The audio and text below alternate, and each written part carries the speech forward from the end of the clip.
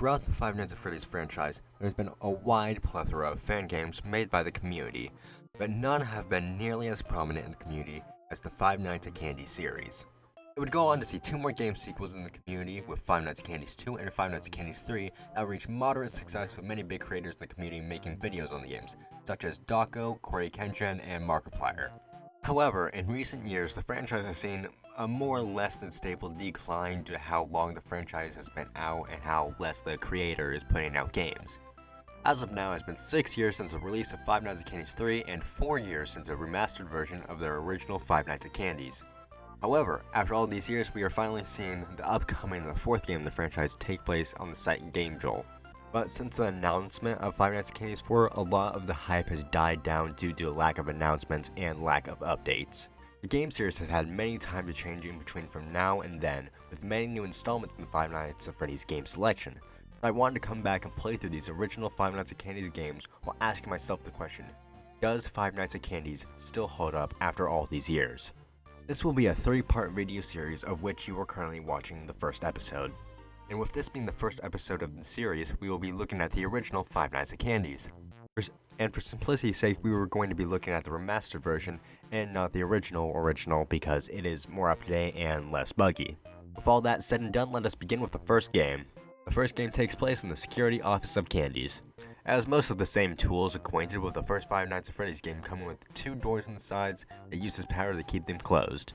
But they did add a few small changes to the format, since instead of having lights for the doors, you can now see the animatronic's eyes glow in the darkness instead. There are a few animatronics who don't have eyes, those being the cat and the rat. They don't glow, so there has been the added benefit of a camera outside the security doors to be able to check up on them. The biggest difference from the first Five Nights at Freddy's game and this one is the massive ticket booth window in the center of the office. This is the animatronic Blake's window that he will smash if you don't close the metal door on the window to keep it safe. Blake works roughly the same way as Foxy in the sense that he has his own camera in a special room. You have to keep checking up on them to make sure they don't run out and strike.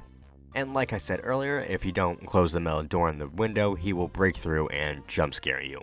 Other than that, there are not much other differences than the first Five Nights at Freddy's game, other than the addition of a few animatronics that work about the same. With all that description out of the way, let me tell you the way I'm going to judge and rate the first game.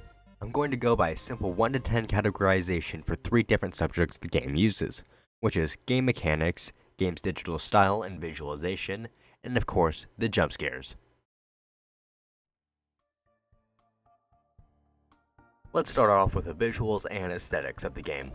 If you compare visual looks from the first game and the remastered version, you will see striking improvements in terms of visual quality altogether. And I can say for certain that in comparison to most other fan games, Five Nights at Candy's does have a lot more polish and consistency in their visual.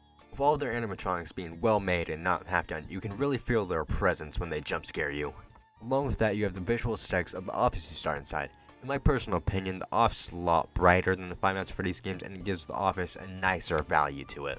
And because the brightness and color, it takes away a bit from the horror aspect of the game and makes it altogether less scary, I'm going to be subtracting a point for that.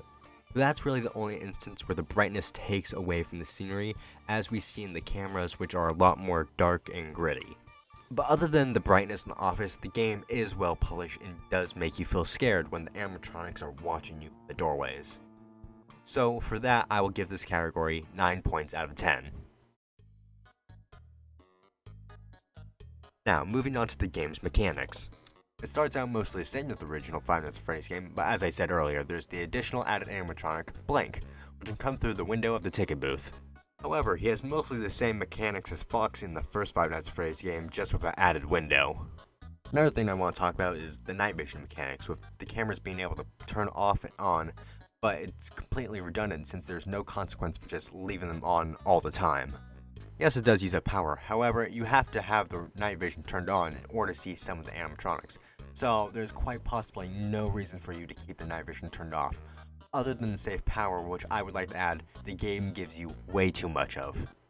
I've played the game so many times over, and I've never once struggled with keeping the power up, since there's already enough to go around. Even when doing challenges like 420 mode, I still have very little problem keeping up with the power. It is ridiculous. But deviating away from that, let's talk about some of the main cast members in Candy's. those being Candy, Cindy, Chester, and the Penguin. Now, I want to talk about the mechanics because they all work the exact same way. Unless there is some minute detail about these animatronics, there really is no way to tell their game mechanics apart. I mean, I know except for the Penguin, but he still shows up to the office store just as Cindy, just as Candy, and just as Chester. All these 4 animatronics, more than half the animatronics you will deal with, have the same functions, as they will creep down the hallways and from their starting locations and wait outside your door to spook you. I know this is effectively the same mechanics as Bonnie and Chica in the first Five Nights at Freddy's game, but those were only 2 animatronics and not with the bigger cast that is Candy's. I'm just saying they could have done something with the animatronics to make their movement a little more interesting. And since there is so many animatronics that work roughly the same, there really isn't a lot you have to check up on. I mean, they could have made Chester work something more like the puppet with advice you need to wind up to keep them there, or he will come and break down the office window. Or maybe a time system that when the timer ends, he pops out at you, and if the door is shut, he'll go back and do it again, making you have to be on guard and look out for when the timer runs out. It's really the simple stuff like that I wish the creator did make the game mechanics pop out more. But nonetheless, it is what it is. I think I can come to appreciate all the mechanics that already exist in the game, so with all that over, I give the game mechanics score a 6.5 out of 10. Now, for how much shit I was giving the game mechanics, we can really see it strike back here with the quality jump scares. The jump scares in this game are phenomenal, which is one of the main reasons why I think it stood out among all the other fan games. And in my personal opinion, I think this is where the game shines its best. So I'm going to have a little bit of a different scoring system for this one. We're going to go down the list of jump scares that all the animatronics have and give them a score from 1 to 10.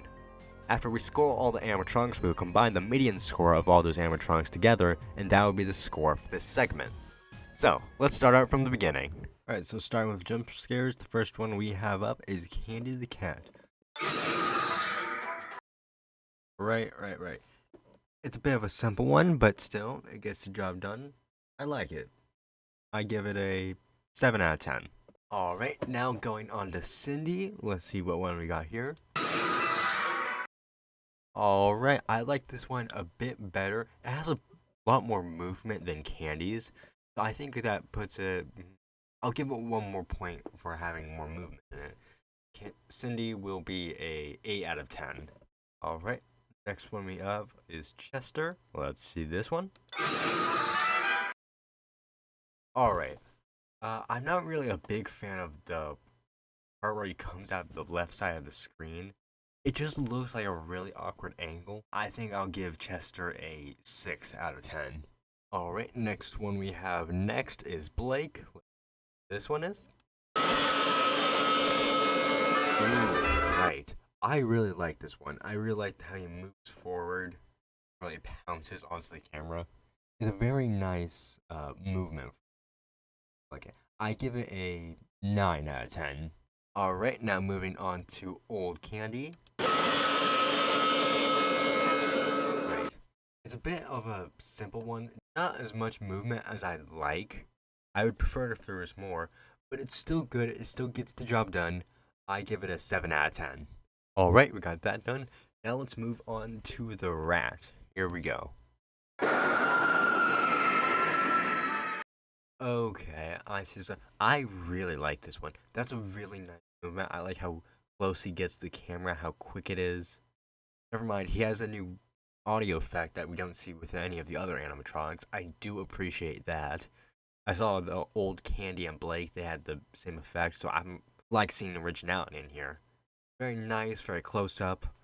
I give it a 9 out of 10. There is a second one for Rat, so we're going to see what that one's about. Here we are. Right, I like that one almost equally as much as I love his previous one, but it doesn't have the same momentum as the first one, so I'm going to knock it down 1 point for that. Other than that, it's still a really good jump scare, so I will give it a 8 out of 10. Now that we have all the jump scares done, let's combine the scores and see the final results. I combined all the scores together. I got Candy's score of 7, Cindy's score of 8, Chester's score of 6, Blake's score of 9, Old Candy's score of 7, the first rat jump scare as a 9, and the second rat jump scare as an 8, which gives us a medium of 7.7, all the jump scares combined. That gives us a combined score of 7.7 for the jump scare segment. After going over the first game, I can say that there were parts of it that could have been built better or added onto to improve the game's quality. That being said, going back and replaying the game was not too bad, and I would definitely do it again. And I don't want to hit on it too much since it did come out very early in the franchise, where Five Nights at Freddy's fan games were still a relatively new topic. Now, we had 3 subjects in how we were assessing the game, and the scoring of those final results gave us a combined total score of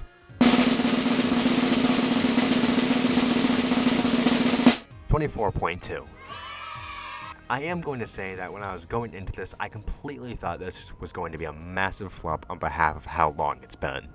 But I was pleasantly surprised when I saw how much effort was put into the game itself and the amount of detail it had contributed to its environment, along with how much it contributed to the Five Nights at Freddy's community. I will say that there could have been some added gameplay with the other animatronics that was simply unused, but still it was a pretty good game in the end. The lighting and cameras were on point, the animatronics had great design, and the jump scares were, of course, very good from what you would expect. And I think I can safely say that the first Five Nights at Candy's game has mostly held up over the years, and is still a worthwhile experience for anyone looking to replay some classic Five Nights at Freddy's fan games. If you enjoyed this video, please make sure to like and subscribe, and I'll see you in the next one. And if there's anything important that you think I left out in this video, please be sure to leave in the comments and I'll be sure to get it in the next one.